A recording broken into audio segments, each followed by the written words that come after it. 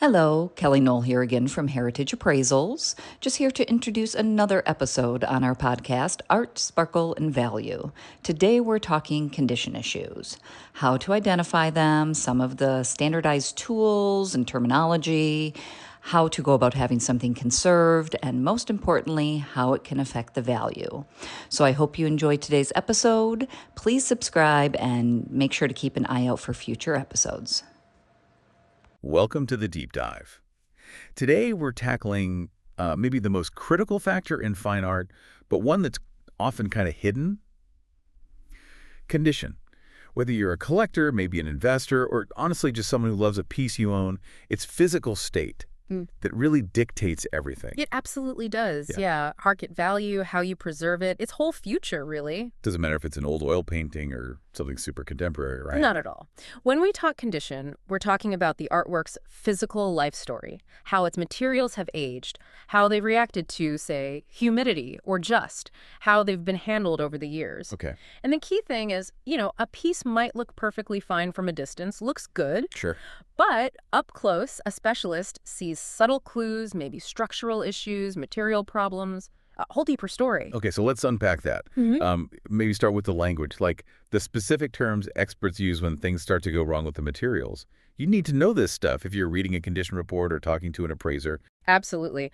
Knowing the terms is step one. We usually break it down by material. So starting with the canvas. Right. Obvious things are tears, punctures, but beyond that, look for distortion. Is the canvas slack? Rippling. That often points to stress, usually from humidity changes. The fabric swells, contracts, And loses its tension on the stressor. Exactly. It gets baggy. Okay. And then the part we actually see most directly, the paint layer itself. That's where you get the really dramatic stuff like flaking or paint just falling off. Yes.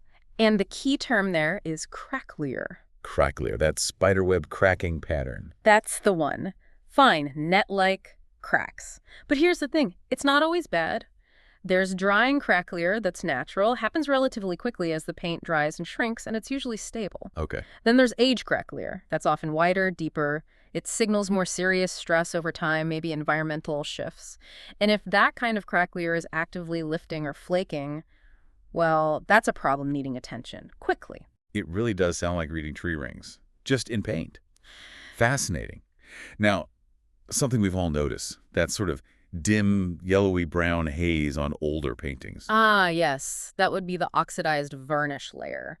Varnish is meant to protect the paint, right? But traditional ones, especially those made from natural resins, they yellow and darken pretty dramatically as they age. It's probably one of the most common issues, and it just completely changes how the painting looks, mutes the colors, flattens everything out. Really alters the artist's original intent. Fundamentally. Okay, shifting gears from canvas. What about paintings on wood panels or maybe boards? What goes wrong there? Wood panels have their own unique issues. Things like warping, where the panel twists or bows, splitting along the wood grain. And historically, you definitely saw insect damage, like woodworm. Right. With more modern boards, like masonite, the big enemy is almost always moisture. Too much humidity makes them swell up, and that can lead to delamination. Delamination, meaning the layers separate. Exactly. The fiber layers of the board come apart, and when that happens, the ground layer and the paint on top can start to bubble or lift right off. It's a real structural failure. Wow. Okay. And quickly, before we move on, what about the frame and the backing? The stuff supposed to protect the art. Critically important and so often overlooked. They can actually accelerate damage if they're wrong, like just having a cheap acidic cardboard backing touching the back of the canvas, or having gaps around the edges, letting in dust and dampness. That speeds up degradation like you wouldn't believe. The frame's your first line of defense. If it's failing, the art's exposed. So this is where it gets really interesting, moving beyond just spotting the obvious damage to, like, detective work. How do professionals see the full picture, especially damage that might have been hidden or badly repaired before? Well, we have a kind of forensic toolkit, you could say, ways to see things the naked eye can't. The simplest, but often most revealing, is raking light. That's where you shine a strong light across the surface at a really low angle. Exactly, a very shallow angle. And suddenly, every tiny bump, every dip, every subtle ripple or lifted edge of paint throws a shadow. Ah, makes sense. It highlights texture. Dramatically, you see surface distortions, paint shrinkage, areas where paint might be just starting to lift. things completely invisible in normal lighting. Okay, so that shows surface topography. What about finding old repairs, stuff hidden underneath? For that, we often turn to ultraviolet light, UV. Right, because different materials fluoresce or glow differently under UV, so retouching stands out. Precisely. Modern conservation retouching often uses materials designed to look different under UV, maybe appearing as dark or purplish patches. It helps map out previous interventions. But can someone cheat that test? Could an old repair not show up, or could a restorer hide their work from UV? That's a really good point. And yes, there are limits. UV is great for identifying many modern ethical restorations. But older repairs, maybe done with materials similar to the original, might not fluoresce distinctly. And yes, sometimes restorers in the past might have applied a UV-inhibiting varnish over their work to mask it, although that's definitely not considered good practice today. Interesting, like an art medical history revealed by light. Okay, what if you need to see through the paint layers to see what the artist originally sketched out? Then we need infrared photography, or IR reflectography. Infrared, because it penetrates some pigments but not others. That's the principle. IR can often pass through the upper paint layers, but gets absorbed or reflected by carbon-based underdrawings, like pencil or charcoal sketches. So you can see the artist's first thoughts, maybe changes they made. Exactly. We can often reveal the underdrawing, the initial sketch on the canvas or panel. And sometimes pentimenti, those are changes the artist made as they worked. It's invaluable for understanding the artist's process, and sometimes even for authentication. Amazing. And if you need to get really, really close, like at the pigment level, then it's microscopy. Using microscopes lets us see the structure of the paint layers at incredibly high magnification. We can examine how the pigment particles are bound together, diagnose if the binder itself is failing, look at crack patterns up close, really understand the material structure. So you run this whole battery of tests, raking light for surface, UV for past repairs, IR for what's underneath, microscopy for the structure. You get this complete diagnostic map. Then what? When you actually start the conservation work, is it always just tackling the biggest problem first, or is it more about planning? Oh, it's absolutely about planning first. Always. You take all that information from the diagnostics and you integrate it. It gives you the blueprint of the damage, sure, but also its cause. For instance, if raking light shows active lifting flakes. Right, you need to stick those down fast. Immediately, yes, that needs consolidation. But maybe the UV light showed old, discolored retouching right next to those flakes. So the plan has to account for carefully removing that old restoration before we consolidate the original paint. It all works together. Okay, let's talk about some of those solutions then, the transformations. What are the most common problems you actually fix in the studio? Starting with that grime and yellow varnish we mentioned. Yeah, surface grime and yellowed varnish. That's probably the most frequent job. Right. And the results can be spectacular. The solution is cleaning, but it's incredibly careful, controlled cleaning. Not just Windex, I assume. Definitely not. Conservators use very specific solvents, often gels, carefully chosen based on the exact chemistry of the paint and the varnish. You have to dissolve the grime and the oxidized varnish layers without touching the original paint underneath. Delicate work. Extremely. But when you lift off decades of soot, nicotine, and yellowed resin, wow.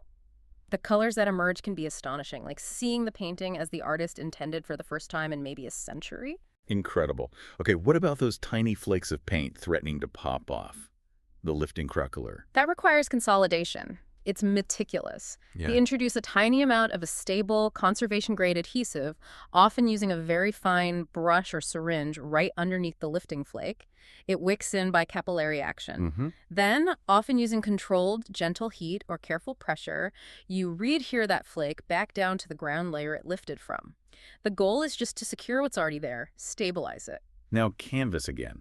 If you have a big tear or maybe a hole, how do you decide what to do? I've heard of lining, sticking a whole new canvas on the back. Is that still common? That's a really important question in modern conservation ethics. Historically, yes, lining was the standard fix for almost any significant canvas tear or weakness. You'd adhere a whole new canvas to the back of the original. Seems drastic. It is quite intrusive. It adds weight, it can flatten the original canvas texture, it changes how the canvas behaves, and crucially, it's very difficult, often impossible to reverse safely. So what's the alternative? Modern practice really favors more localized tear mending whenever possible. Using specialized fine threads, sometimes combined with conservation adhesives, maybe small patches applied only around the damaged area itself. The goal is minimal intervention. Right. We only really consider lining now if the original canvas is extremely brittle, has countless tears, or is just fundamentally too weak to support itself anymore. Least intrusive is best. Makes sense. And for those wood panels that are warping or cracking, Yeah. you can't just force them flat, can you? No, trying to force warped wood flat usually causes more stress and damage. Instead, we focus on structural stabilization. This might involve adding supportive structures to the back, like cradles or custom mounts, that allow the wood to move naturally with humidity changes, but prevent the warping from getting worse. Okay. Or, increasingly, especially for valuable or sensitive panels, we create microclimate enclosures. Microclimate. Like a tiny controlled environment just for the painting. Exactly. It's often a sealed frame package, sometimes with humidity buffering materials inside. It maintains a very stable relative humidity right around the panel, dramatically slowing down the wood's movement caused by environmental fluctuations. It prevents new cracks or warping without physically restraining the wood too much. Clever. Okay, last big one. Filling in the missing bits, where paint is totally lost. How does in-painting or retouching work ethically? Where's the line? The line is very clear in professional conservation. In-painting is only done where original material is lost, period. You never paint over intact original paint. Okay. And crucially, we use conservation-grade pigments mixed in reversible mediums. This is fundamental. It means that whatever we add today can be safely removed by a future conservator without damaging the original artwork underneath. So you're not trying to trick anyone.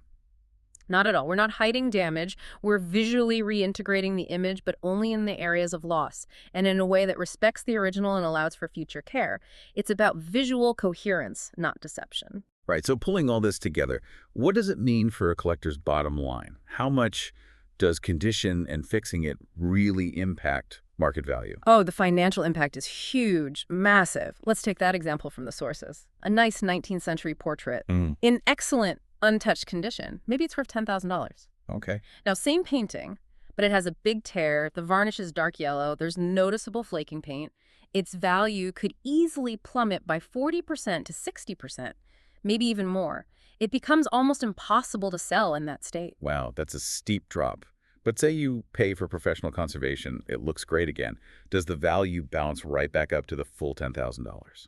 Usually not quite back to 100%, and this is really important for collectors to understand. Good conservation definitely brings back most of the value. It makes the painting stable and marketable again, and the value increase often far outweighs the cost of the treatment, especially for significant works. But not all the way back. Why not? Because even the best conservation involves adding non-original materials, adhesives, maybe structural supports, definitely the in-painting pigments, and ethical conservation requires documenting this intervention. So there's a permanent record. Exactly. The condition report will detail the damage and the restoration. So the painting can no longer be described as being in pristine original condition. There's always that documented history of intervention, that scar, if you will, even if it looks visually perfect. Buyers factor that in. So the appraiser's role is critical here in laying out the numbers. Absolutely. When appraisers look at a damaged piece needing work, they typically assess three things. 1, the current low value in its damaged state. 2, a realistic estimate for the cost of professional conservation. And 3, the likely market value after that conservation is properly done. Buyers are buying the restored piece, but with the knowledge of its history. Got it. So once a painting is conserved, cleaned up, stabilized, how do you protect that investment, that restored state? Maintenance must be key. Maintenance is everything. It's all about stewardship, really. And mostly it's about controlling the environment. Number 1, stable humidity. Keep relative humidity steady, ideally between 45% and 55%. Big swings are the enemy. Okay. Same for temperature, avoid extremes and fluctuations, and absolutely no direct sunlight. UV rays are incredibly damaging to pigments and materials over time. Where you hang it matters too. Big time.